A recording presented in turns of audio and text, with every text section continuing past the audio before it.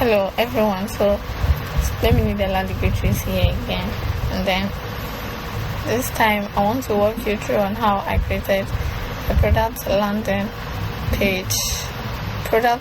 web page to land or to purchase blenders. Yes, so with this web page, it entails there are just 3 sections, which is the features section, and then the way the blender works, which is the YouTube video you see over there, and then the pricing, which is how the price cards for the various types of blenders that are available to buy. Yes, and then we also have the footer section, and the somehow black distance is also the navbar. Yes, so the navbar contains the logo, the title, which is the original blenders, and then the links to the bookmarks. Yes, so let me walk you through how I created it. So to discover with this particular web page, I created a small form which will take your email address, which will ask for your email address. Then after inputting it, and then you send the email address, the products you ordered for, the features and then the benefits of the particular product you ordered for will be sent to you in a PDF form to your email address. Yes, so that's the purpose of this small form you are seeing over here. Yes, so to create that, I had to create a small form. Yes, so this is the form. Yeah, so the header for this one, the welcome to our product, is an H1 element, and then the discover features and benefits is a paragraph element, and they are all in a container which I gave it a class named intro. Yes, so this is the header and then the P element, and then the small form you see in the intro is as a result of this form element with an input type of email, and then also an input type of the submit, which gives us this submit button. Yes, so this is the thing. And then because I made this a requirement, if you tap on the submit without entering an email address, it will ask you to fill out, to input your email address before you can submit, before you can tap on the submit button. Yes, and then for the features, I placed all the 3 features in a section with the ID name features. So with this ID name, I gave, with this section, the section also includes 3 dev elements, and these 3 dev elements represent the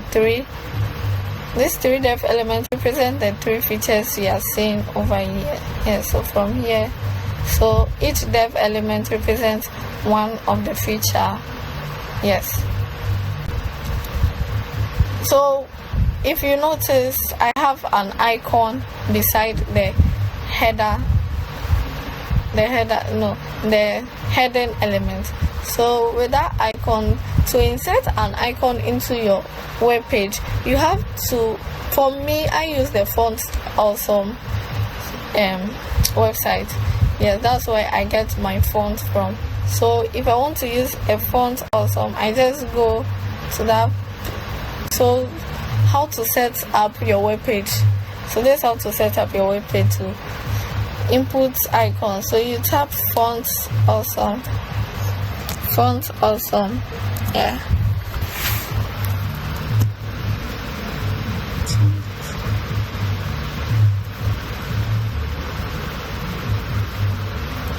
So after, I think my network is slow, but after tapping on the font awesome, you log in or you create an account if you're a new user. Then you go to your kit. They'll give you steps of how to integrate icons into your web page. So you normally copy a kit. So with that kit, if you copy that kit, you are supposed to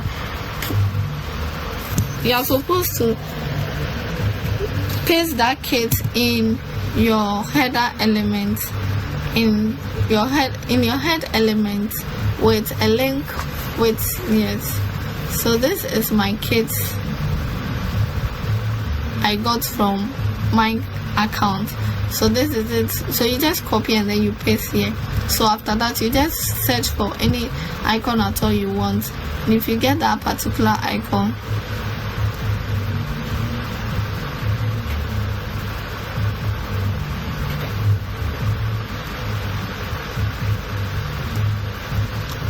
all right. So after that, yes, so that's how I got these icons here. And after getting the icons here, I styled it to have the yellow color myself. So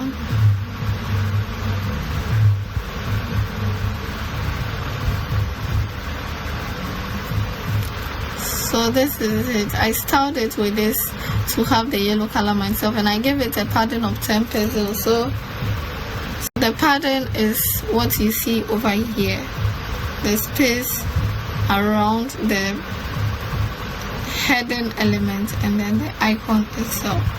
Yes. Then when you tap on the how it works section, it brings you to a YouTube video link.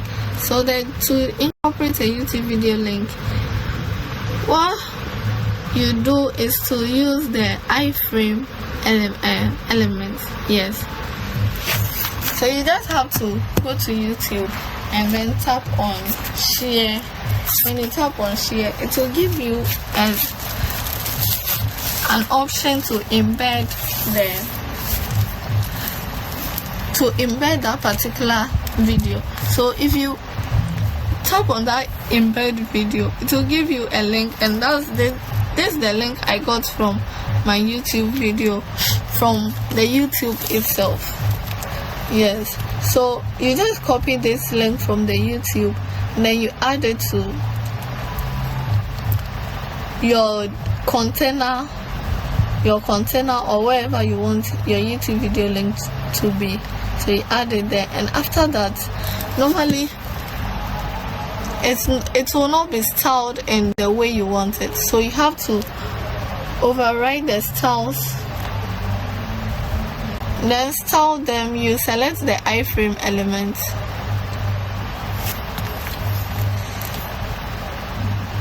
So for me, I selected the iframe element again, and then I gave it this styles a height of 450 pixels.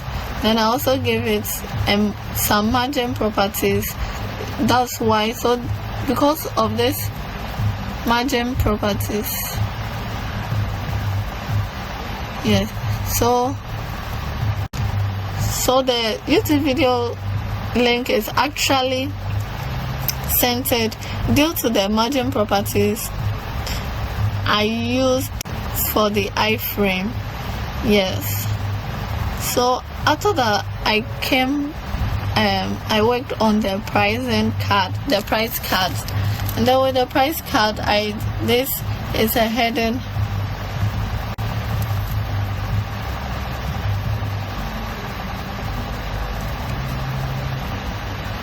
So with the price card, I gave it, each and every price card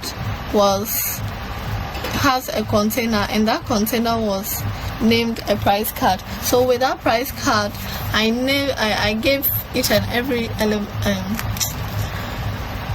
says a style, yes, a style. And then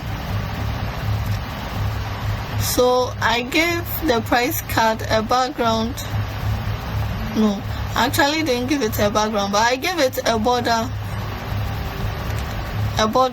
to distinguish that yes, this is a price card.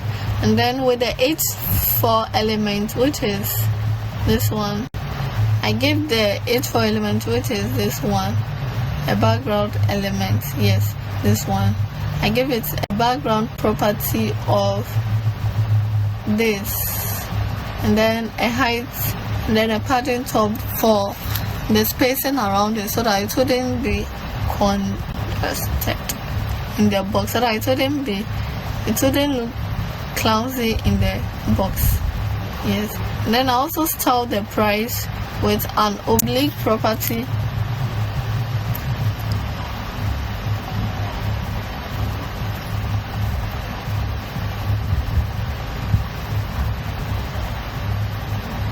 Yes. So also when you look at the style, it's somehow italic, but no, it's not italic.